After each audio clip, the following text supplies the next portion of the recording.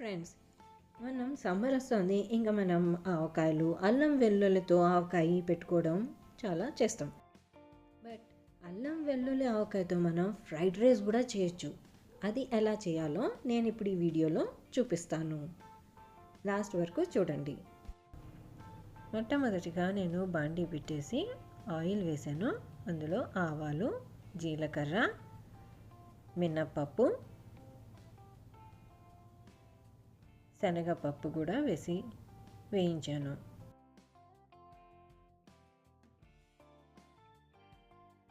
పోపు వేగుతున్నప్పుడు ఇంగు కూడా వేసాను.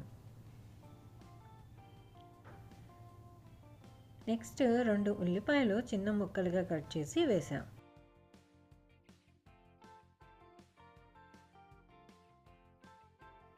కొంచెం మగ్గిన తర్వాత 8 పచ్చిమిరపకాయలు 1 ఇంచ్ సైజులో కట్ చేసుకొని వేసాను. ఆ పైన కరివేపాకు,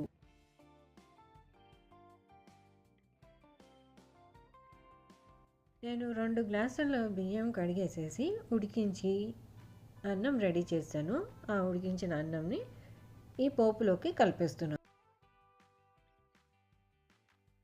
మిక్స్ చేసిన తర్వాత మామిడికాయలతో అల్లం వెల్లుల్లి ఆవకాయ పెట్టాను. ఈ ఆవకాయ ఎలా పెట్టానో డిస్క్రిప్షన్ బాక్స్లో ఆ వీడియో లింక్ పెడతాను, చూడండి.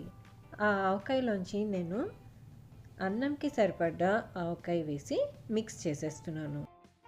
ఇప్పుడు తగినంత ఉప్పు కూడా వేసేసి 4 నిమిషాలు లో ఫ్లేమ్లో వేయించేసేసి ఆ తర్వాత స్టవ్ ఆఫ్ చేస్తాను.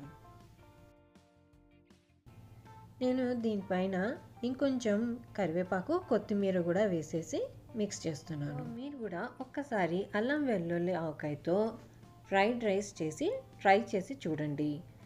అయితే నేను పెట్టిన అల్లం వెల్లుల్లి ఆవకాయ కొంచెం డిఫరెంట్గా కూడా ఉంటుంది. ఆ పికిల్ వీడియో నేను డిస్క్రిప్షన్ బాక్స్లో పెట్టాను, చూడండి. మళ్ళీ వేరే వీడియోతో కలుస్తాను. అప్పటి వరకు బాయ్.